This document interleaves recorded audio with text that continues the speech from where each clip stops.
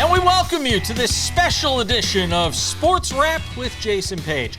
Post-game edition, we've got Spurs and Thunder to talk about with the Spurs 111-103 Game 7 Western Conference Finals victory. They are headed to the NBA Finals. There will be a new champion in the NBA in 2026. So glad to be joined by our friend Kurt Helin of Pro Basketball Talk at NBCSports.com. He is sitting in an empty arena right now, mostly empty arena. Maybe there's some janitors working around you, some garbage being cleaned up, some tears being dried. Yeah, there's some cleanup, and not shockingly, like the only other media here is largely the San Antonio people who have a bunch of live hits to do. I would imagine they do, and boy, for good reason, is they win Game 7, 111-103, Kurt. And look, they came out in the early going of this game, sort of took it to the Thunder. They were leading after one. They win Game 1. They bookend it with a win in Game 7. Give me your overall thoughts on what we've seen here with this Spurs team accomplishing something that most people didn't think they could do. The level of maturity on the court and just as a team, as a unit for a bunch of, Wemby's 22, Harper's a rookie. I mean, Fox, they've got a couple like Fox who are veterans, but most of these guys, this is their first real playoff run, and they're out there answering every call. Every time the Thunder, you go, here come the Thunder. They'd answer it with threes or a defensive play, or Luke Cornett, as Julian Champagnie said, I've never seen him run that fast in my life, goes down and blocks Isaiah Hartenstein in kind of a momentum-changing block, in the fourth quarter, when every time you thought this Thunder, here they come, here's that roll, having that kind of maturity and not getting it just from, and I think this is one of the big differences in this game. Wemby was great. 22-7, but was in foul trouble, but made his presence felt. He is impactful in so many ways. Shai was great. Shai Gilgeous-Alexander was, what he finished, 35 points, 9 assists. 35, 9 assists, 4 rebounds. Efficient shooting, 12 of 21, I believe. Chet Holmgren disappeared. Cason Wallace hit some shots late, but he really stood. The rest of their starters struggled, and you knew that Jared McCain was having a good night, and they were starting to worry about him because he came in and suddenly he was getting all the top defenders. Hey, we're putting in Carter Bryant. We're putting in a really good defender to go at Jared McCain, because they realized these Thunder starters, and maybe it's just that they don't have A.J. Mitchell and they don't have Jalen Williams, but their guys didn't step up. And the credit to the Spurs, they were the better team tonight, and they did. Better team tonight. And ultimately, with 2 wins on the road, what they've done, the body of work in the regular season, now what we've seen in the postseason, we've got to put this narrative to bed about the experience thing, because now they're in the NBA Finals, Kurt. And they're going against a Knicks team that hasn't been in the NBA Finals. None of these guys have been, maybe OG Anunoby, but a lot of these guys haven't been in the Finals. Right. And you've got 2 teams with a lack of experience playing in the Finals that are going to be going up against each other. Yeah, exactly. Who do you got? Harrison Barnes, who obviously did some stuff back in the day, but that's not a guy who's playing huge minutes. Mm-hmm. And it's really been kind of like I want to say that I don't think that narrative's completely. How should I put this? I talked to a scout before the playoffs, and I'm like, and I brought that up. I'm like, but they haven't been there before. Kind of got to learn how to win in these moments. And he goes, I think Wembanyama changes that equation. Like, just the way he changes everything on the court, it's like, and it was very emotional post game. Oh, yeah. Very emotional. This means a lot to him. He is what the league needs. And I think Shai has this in him, but he's so cool. He is so level-headed at all times. Wemby wears it on his sleeve a little more, and it's good for the league, because as a fan, as just somebody who cares about the game, I want them to care. I want them to care so much about winning that they're going to go out there and do everything like this. And you see that, I think both of these teams to a degree, young teams, but really these Spurs, like, they are just all in, and they like each other, and their locker room is so tight that it's just great. It is great for the sport, but it was great to see. Before we get to the NBA Finals, because I do want to do a little bit of an early preview on it, what does it say about the Thunder? A lot of people thought this could be dynastic after they won their first title, a year ago. A lot of people thought this was going to start the Thunder run. How much of it is AJ Mitchell? How much of it was J-Dub not being there in this series? I think if those two guys play and are healthy throughout, I think they might win the series. If not, they do win the series. So what does it mean for them going forward? And the Chet Holmgren stuff, there's just no getting around it. Oklahoma City's not New York. It's not LA. It's not Philly. It's not, some Chicago. It's not one of these markets where guys get crushed in the press and people are going to be running and clamoring for them to get rid of Chet Holmgren. If this happened in New York, Kurt, people would be screaming tomorrow on sports radio that Chet Holmgren's the reason they lost and he's got to be the guy to go. That being said, he was largely absent in this series, Kurt. And there's no getting around that. He should be the Robin. He should be the Pippin to Shea's Jordan. He should be the Robin to his Batman. And he simply wasn't that guy. How much of that is Wemby? Being the other guy on the other end of the court, maybe that has a lot to do with it. But there's going to be a lot of questions asked, and should be, about Chet Holmgren's role in this series. There are, because I think one of my takeaways from this series is that right now, these two teams are, sorry, Joe LaCobe, I'm doing this to you. They are light years ahead of everybody else in the West, right? And we'll see where they are in relation to the Knicks, and some, the Pistons are getting better, and there's other teams out there. But when you talk about Denver, who's kind of maybe seen their peak, I don't know what they're going to do. The Lakers are going to retool around Luka Doncic, but dude, they're well behind. These are the two best teams in the West, and likely we're going to see these kind of series for the next 5 years, 3 years, whatever it is. Things change fast in the NBA, but in that scenario, Chet's got to be able to, he's not going to be better than Wemby, but he's got to be able to hold his own, right? He's got to do a better job. They've got to find a way to limit how impactful Wemby can be, which is easy for us to say sitting here. Wemby is a freak of nature and an alien, and arguably I think the best player on the planet now. I think he can legitimately make that case after this playoff run. They're going to have to find answers for that.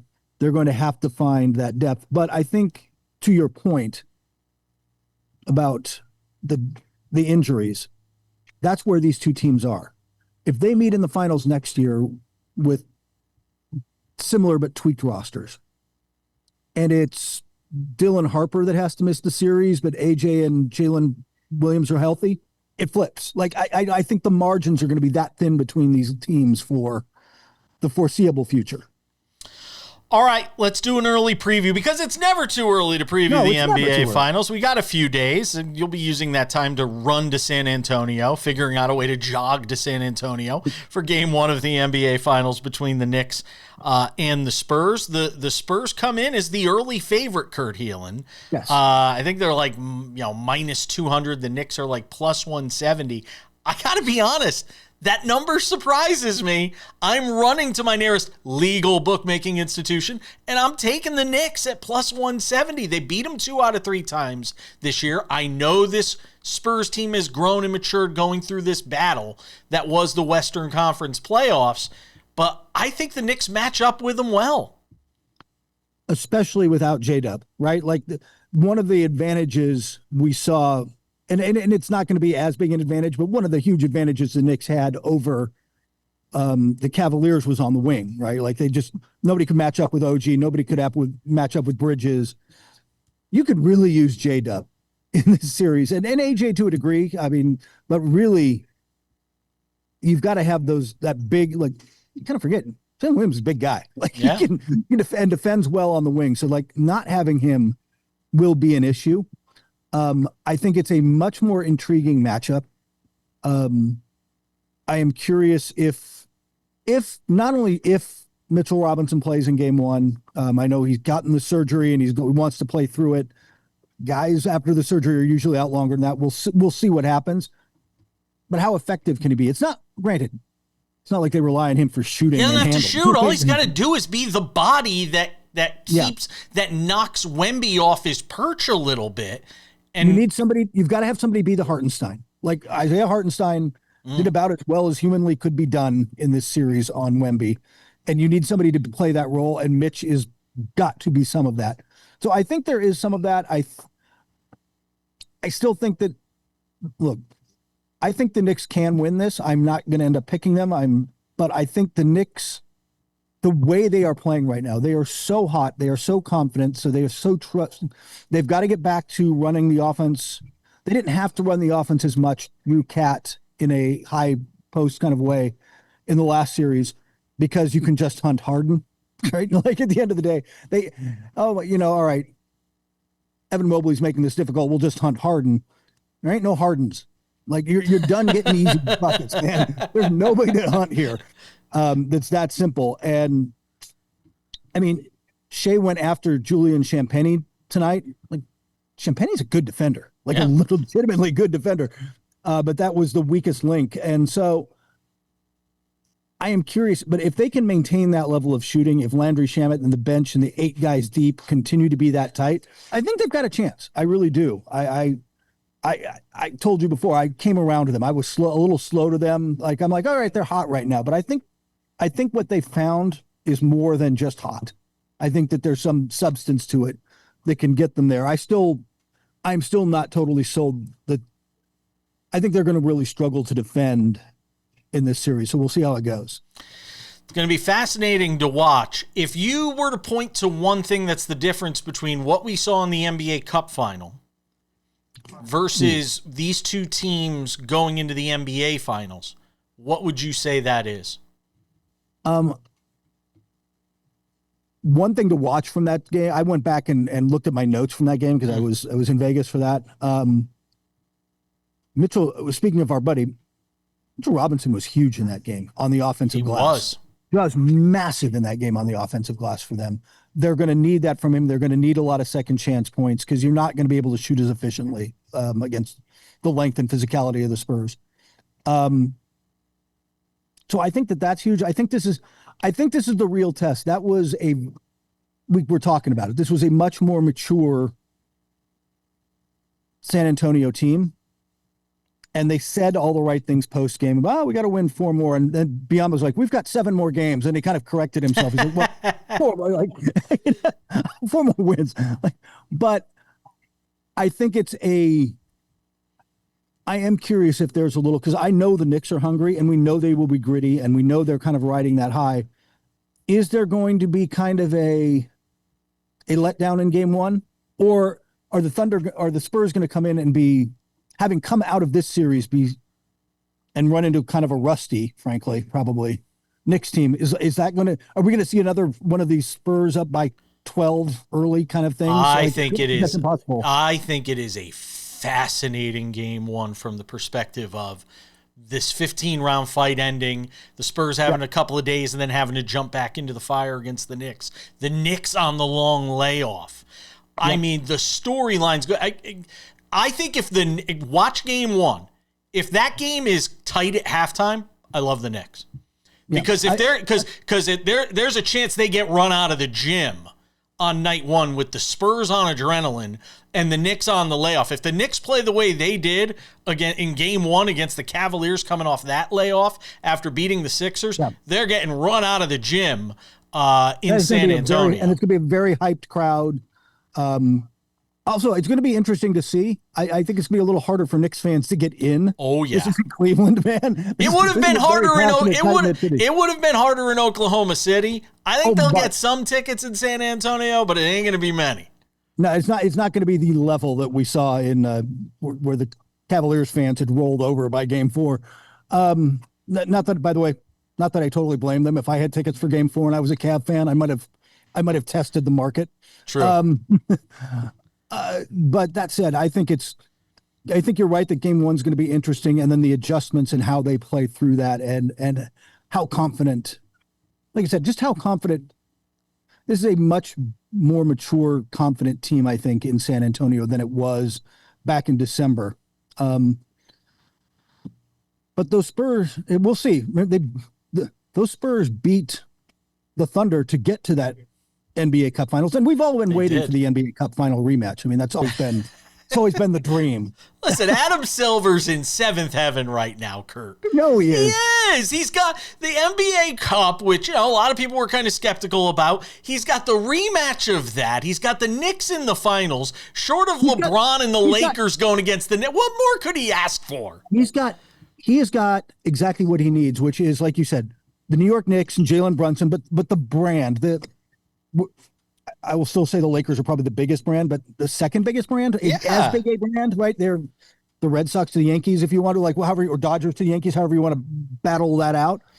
Going against Wembanyama, who is fast becoming. Yeah. By the way, how good a day for Wemby, a PSG fan who got to watch them beat Arsenal and then go out and advance to the NBA Finals. That's a good day, man. Yeah, it's a good day, but soccer's a joke because you cannot have your biggest games being decided in penalty kicks. I'm sorry. I did a short on it today. I'm sorry. You can't have it. I saw that, and I both agree with you, and as much as I love the triple overtimes in hockey, I don't know if there comes a point of no return in soccer where you're like, dude, I know I sat through an entire 17-inning baseball game once, and as a Dodgers Phillies back in the day, and I think it was Phillies, and I'll just tell you by the 12th inning, and remember beer ends at 7. I'm like, dude, I don't care now. I don't care who wins anymore. Kurt Helin at Paycom Center helping us out with this special edition of Sports Wrap. He likes the Spurs in the NBA Finals. I like the Knicks. My initial thought, and I've got to probably do, I'm going to say Spurs in 6. Wow, you're not even getting to it. Oh, my God. I'm going to say Spurs in 6. Wow. You're going to have to talk me off a ledge, man. This is it. The Knicks are winning an NBA championship for the first time in my life, and I'm 48 years old. I also feel with that pick, it's been nice talking to everybody on the show. I will never be back. You will be back. We got to figure out what day, because Wednesday night's game 1. Maybe if we'll have to see what the schedule's like. We'll talk about this week. We'll figure it out, because I know you got travel and media obligations and all that. I will be, like I said, we can figure out. When I figure out what hotel room I'm in San Antonio, I will let you know. You might be Airbnb-ing it at somebody. You might be Verboing with Nick Saban. I think you'll really enjoy the cardboard box under the bridge that I will be living in. Hey, just sleep on the Riverwalk. That's what I'm sure there's plenty of people doing that. I imagine there is. Kurt Helin was part of the 18,203 at Paycom Center in Oklahoma City to watch the Knicks, or rather watch the Spurs beat the Thunder to face the Knicks in the NBA Finals. Kurt, always appreciate you, my friend. Take care, buddy.